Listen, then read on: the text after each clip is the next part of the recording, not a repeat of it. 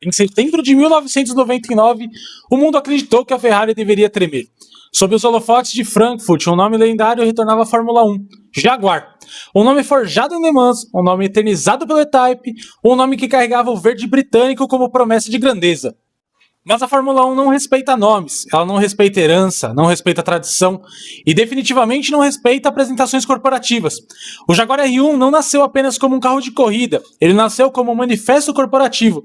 A crença de que o dinheiro, imagem e organogramas poderiam comprar velocidade. O que a Ford descobriria da maneira mais clara possível é que a Fórmula 1 não se curva a Detroit, ela não obedece executivos, ela não entende vaidade. Essa não é a história de um carro feio ou mal intencionado.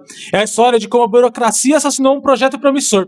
Esta é a história do Jaguar R1, o carro que nasceu para ser símbolo, mas terminou como advertência. Para entender o Jaguar R1, precisamos primeiro entender o que ele destruiu: a Stewart Grand Prix. Fundada pelo tricampeão Sir Jack Stewart e seu filho Paul, era a personificação de eficiência. Em 99, com o modelo SF3, eles realizaram o impossível. Venceram o GP da Europa e terminaram em quarto lugar no campeonato de construtores, batendo gigantes como a Williams.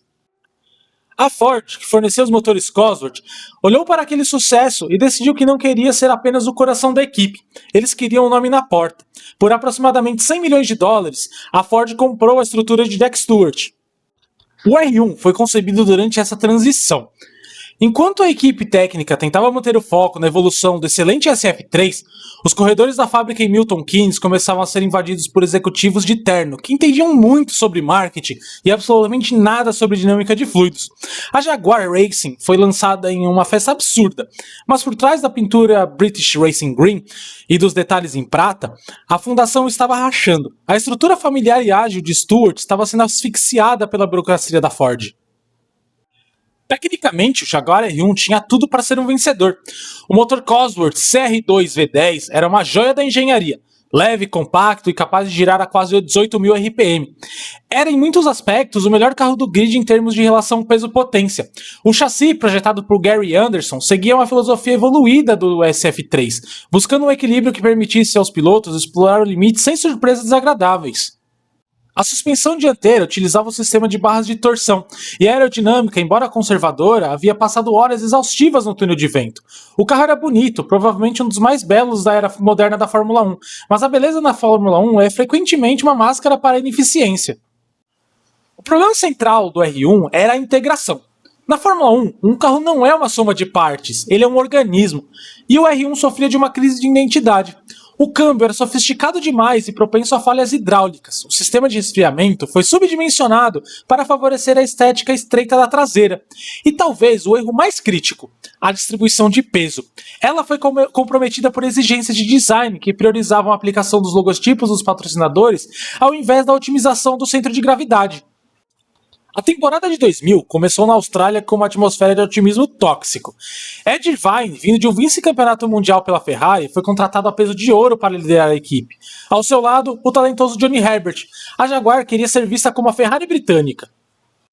A qualificação em Albert Park foi o primeiro banho de água fria. O Jaguar R1 estava longe do ritmo da McLaren e da Ferrari. Pior, estava atrás da Jordan e da BAR. Irvine e Herbert lutavam contra um carro que era imprevisível nas frenagens e sofria com uma falta crônica de aderência mecânica em curvas de baixa velocidade. A corrida foi um desastre coreografado. Ambos os carros abandonaram. Irvine rodou, Herbert sofreu com a confiabilidade. O mundo da Fórmula 1, sempre cínico, começou a rir. O Jaguar, o gato predador que deveria caçar a concorrência, parecia mais um gatinho de porcelana, decorativo, caro e extremamente frágil. A diretoria da Ford, em Dearborn, começou a perguntar por que os milhões investidos não estavam se traduzindo em champanhe. Enquanto o R1 sofria nas pistas de Interlagos, Silverstone e Barcelona, uma guerra civil eclodia nos escritórios. A Jaguar Racing não era uma equipe de corrida, era um comitê. Jack Stewart, que permaneceu inicialmente como consultor, viu sua influência ser diluída. Neil Ressler, o homem da Ford, tentava gerir a equipe como se fosse uma linha de montagem de picapes. A demissão de figuras-chave e a contratação de Bob Rahal, uma lenda das corridas americanas, mas um estranho no ninho europeu da Fórmula 1, só aumentou a confusão. O R1 tornou-se um carro órfão. Ninguém queria assumir a responsabilidade pelas falhas e pelos engenheiros que estavam ocupados demais preenchendo relatórios para a matriz em Detroit em vez de redesenhar os aerofólios. Irvine, conhecido por sua língua afiada, não poupava críticas. Ele descreveu o carro como inconsistente e a gestão como uma piada. O R1 tinha picos isolados de performance, como o quarto lugar de Irvine em Mônaco, um resultado fruto puramente do talento do piloto e do atrito das ruas do Principado, e não da superioridade da equipe. Foi o único momento de brilho e um mar de mediocridade. Ao chegar na metade da temporada, o desenvolvimento do R1 estagnou. Enquanto rivais como Williams e BMW evoluíam a cada prova, a Jaguar parecia presa no tempo. Problemas com configuração do motor Cosworth começaram a comprometer a integridade do chassi. A caixa de câmbio de titânio e magnésio, uma maravilha teórica, tornou-se o pesadelo dos mecânicos, quebrando com uma regularidade alarmante. Jimmy Herbert, em sua última temporada na Fórmula 1, viveu um calvário. O piloto terminou o ano com 0 pontos. O R1 não era apenas lento, ele era desmotivador. A falta de correlação entre os dados de túnel de vento e a pista sugeria que havia algo fundamentalmente errado com a calibração da equipe. A temporada terminou com a Jaguar em 9º lugar no Mundial de Construtores, com míseros 4 pontos, atrás de equipes com orçamentos infinitamente menores, como a Arrows e a Sauber. O projeto R1 não apenas foi um fracasso técnico, foi uma humilhação pública para a marca Jaguar. A imagem de luxo e performance estava agora associada a carros parados na área de escape com fumaça saindo do motor. O Jaguar R1 é frequentemente esquecido nas listas de grandes carros da Fórmula 1, mas sua importância histórica é monumental como um aviso. Ele provou que no automobilismo de elite a cultura supera o capital. A Ford tentou impor uma estrutura corporativa rígida sobre uma atividade que exige criatividade, rapidez de resposta e, acima de tudo, uma liderança técnica autocrática e visionária.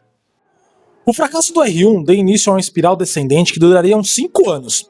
A Jaguar Racing nunca venceu uma corrida. Eventualmente, em 2004, a Ford jogou a toalha e vendeu a equipe, por uma quantia simbólica para o fabricante de bebidas energéticas, o dono da Red Bull.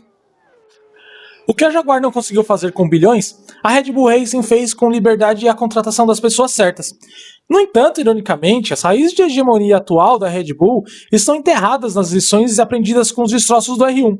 Ele nos ensinou que o British Racing Green não tem o poder mágico se não houver substância por baixo da tinta. O R1 permanece como um monumento à beleza inútil, um lembrete de que a Fórmula 1 é o esporte mais honesto do mundo. O cronômetro não se importa com quem você é ou quanto dinheiro você tem no banco, ele só se importa com a velocidade. E a Jaguar, naquele fatídico ano de 2000, simplesmente não a tinha. Se você gostou de mergulhar nos bastidores desse desastre bilionário da Jaguar, não esqueça de se inscrever no canal e ativar as notificações. E para você? Qual foi o maior erro da Ford na sua opinião? A burocracia excessiva ou a demissão de precoce de Stewart? Comente aqui embaixo, quero saber qual a sua visão sobre esse caso.